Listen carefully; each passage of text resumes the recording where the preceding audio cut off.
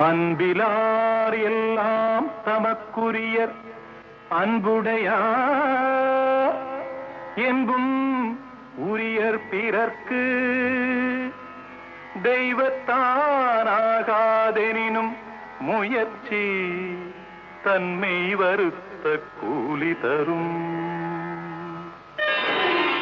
ஒன்றே குலமென்று பாடுவோம், ஒருவனே தேவனென்று போற்றுவோம்.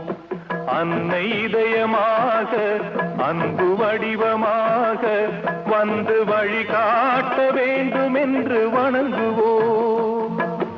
ஒன்றே குலமென்று பாடுவோம்,